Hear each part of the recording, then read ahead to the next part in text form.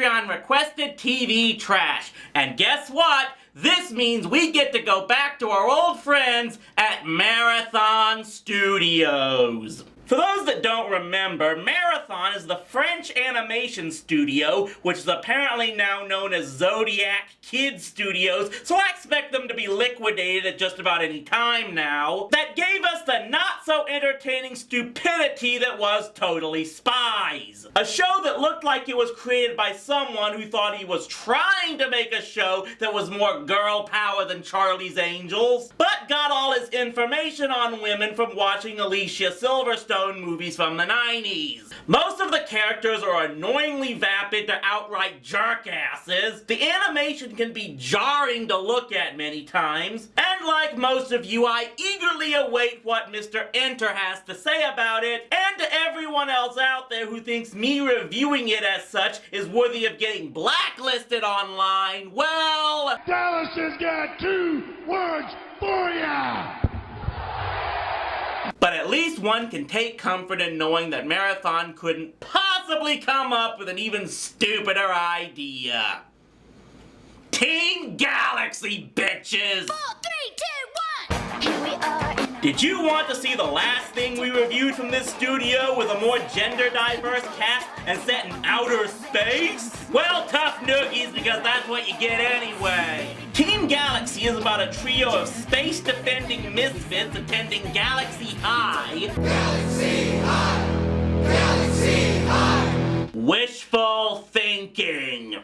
No, this was a case of Marathon believing, let's take the most ear-gratingly annoying aspects of Totally Spies and put them into a ripoff of Sky High. I'll get more into that whole concept later on, but for the moment, let's just get Team Galaxy started. So the first episode begins with a guy in a spaceship trying to kill himself and his passengers. Hey, check it out, Squirt! No hands! You mean no brains? I can't walk! It's good to know that in the future, people out there will still do things that the Nash Bozards of the world can ridicule. These are Josh, Brett, and Yoko, the 3 cadets that we are sadly going to be following for this whole series. And I'll sum up their personalities as so. Josh is a show-off, Brett is a know-it-all, and Yoko is Clover. I'm not joking, she's pretty much freaking Clover. She even sounds like that whiny boy-crazy waste of space, despite not even having the same voice actress. What it is the chance of a lifetime for talented students to strut their stuff on stage. But all the sign-up slots are taken by you. I had no choice. I need 1 slot to sing, 2 slots to dance, and 3 slots for my acting routines. Did you just say the amazing Yoko? It's my stage name. So she's Clover mixed with a Kardashian. Have I done this show for 7 years now without drinking? And she's not even a good performer. That's not just my opinion, that's a regular running gag on the show. From the time you came home from the store, forever I will cherish you, even though Fluffy mangled you. Oh, why, Fluffy, why? It's really sad that sometimes people just can't realize they're not good at what they want to do.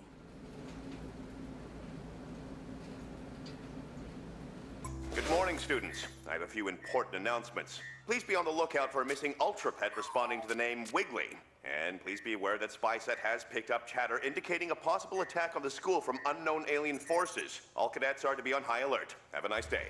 Wow, you just gotta love the fact that they so casually state that the entire school could be destroyed like that. The school bake sale is this coming weekend, and oh yes, an asteroid is currently heading toward the planet. So this whole first episode is all about this new student who basically tells us he's the villain in the first minute he's on the screen, and leaving the rest of the first act having everyone else find that out. And I thought the Totally Spies movie was a bad Columbo ripoff. And amazingly, Yoko is the one who actually gets suspicious of the new kid first, rather than fawn over him, as if these writers are trying to tell us that she's not exactly like Clover. She's still Clover. There's been a breach of the defense shield. Report to your defenders immediately. We're under attack. Looks like we'll have to deal with Craig later. As if! There's no way I'm letting that showboating show-off off the hook. Screw the other students! I need my petty vengeance! Wow, it's like I said they couldn't make a character more annoying than Clover, and these writers said, hold my Labatt Blue. The climax is about this trio defying orders, yeah, get used to that, and going off to be the big damn heroes while all their classmates are left to do the dirty work. And all I can think of in the meantime is this is the most boring music for a space battle I've ever heard. Okay, everyone, veer right. Aye, aye, princess.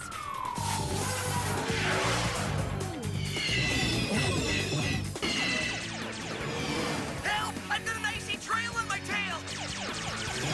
I'm all over it.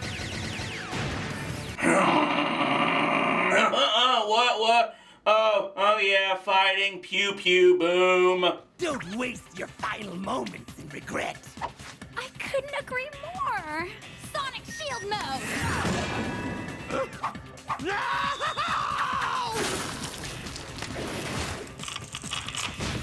That's what you get for messing with my open mic night. You made me look bad at karaoke, so now you die! Welcome, one and all, to the first annual One-Woman Open Mic Night. Now, without further ado, I give you the amazing Yoko. Cheers to the mighty Galaxy High, for you we will fight to save the spirit of our Galaxy High, the symbol of the brave.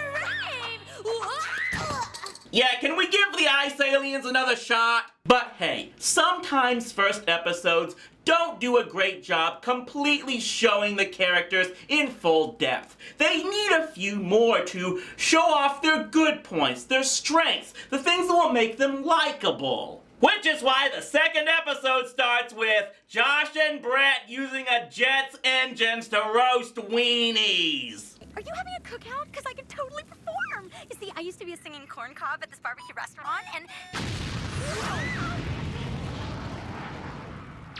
The galaxy is fracked! So let's get into that very key plot element for the series. In this universe, the whole galaxy is apparently under the protection of high school students. What? In the future, did Nasada use all of Zordon's ideas and just create an entire space fleet of teenagers with attitude? This would be like our own national security being completely in the hands of the West Point Cadets or the JROTC Corps. So is there no other peacekeeping squad with more experience in the entire universe at all? What happens to these kids once they graduate? Do they become ineligible and then just hope to find jobs as mall cops? And yes, in a world where the safety of the universe is dependent on pubescence, our three main characters are portrayed as the bottom of the barrel. Josh, Brett, and Yoko are looked upon as the black sheep of their whole class,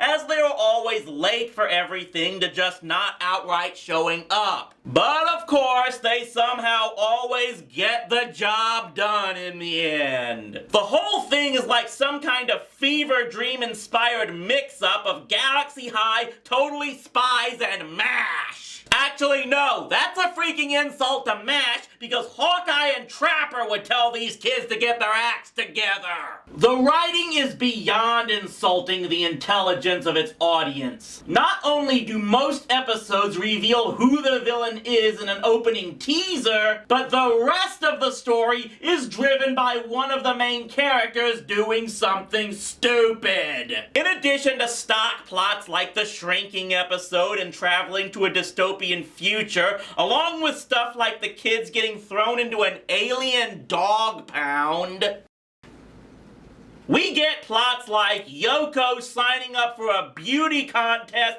or showing off in a dance video game. This is so exciting! Winning a pageant could really boost my career! I'm a karaoke queen! I'm a songwriting machine! I'm a shooting star! And I'm gonna go far in this rainbow-colored dream! Oh god, the stupid! It burns my eyes, the goggles, they do nothing! Or when she actually gets involved selling moon mints that turn all her customers into mindless slaves. I am both baffled by Yoko's stupidity and amazed that this show apparently ridiculed pyramid schemes better than South Park could.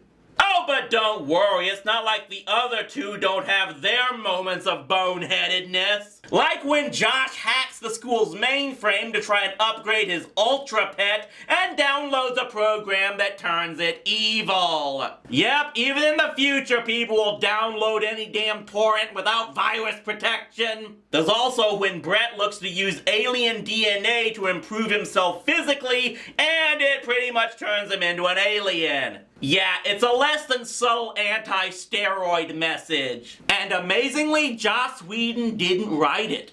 Or when Josh and his friends nearly get themselves killed trying out comet surfing in order to impress a girl. Really, this show just makes me want to see the 2050 edition of Radio Dead Air. Part of me does get what they may have been trying for here. I understand not wanting to make the heroes of your story perfect paragons of virtue because that can get very boring and ridiculed as unrealistic, even for a fantasy setting, and you fear your audience can't relate to them. You want your characters to have depth. You want them to have flaws. The problem is when the flaws are pretty much the defining trait of your protagonist and you're not in some ultra comedic setting where the intent is to laugh at them all the time. This is similar to a lot of the problems people have with Teen Titans Go, but it seems pretty clear in this case they weren't trying for as much of a stupid comedy as the more infamous cartoon that aired 7 years later.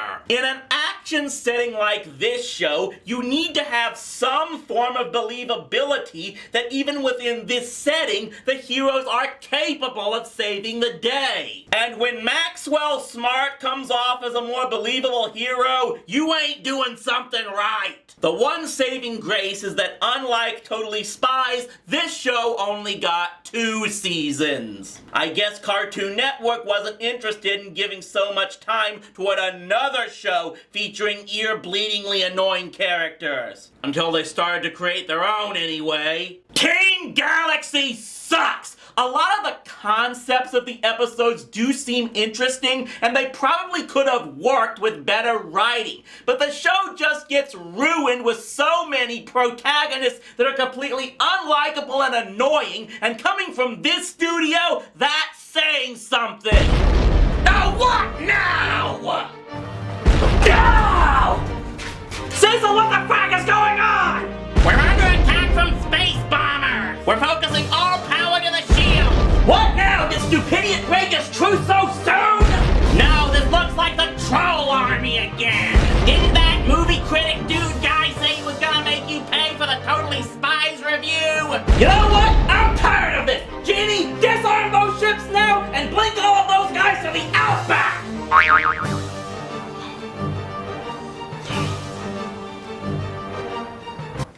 What kind of world do we live in when crazed fanboys and internet trolls can dive bomb you? The same type where plush cats can talk and you can get kidnapped by an evil spirit? Yeah, fine, but...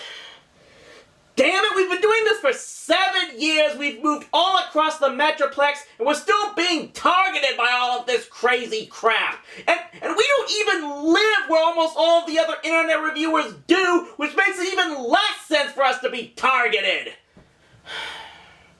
I don't know, maybe we need to start making some real change. Maybe we should just go somewhere where the crazy already is instead of waiting for it to come to us. You're not thinking of moving to Florida, are you? I'm not that nuts. But maybe, just maybe...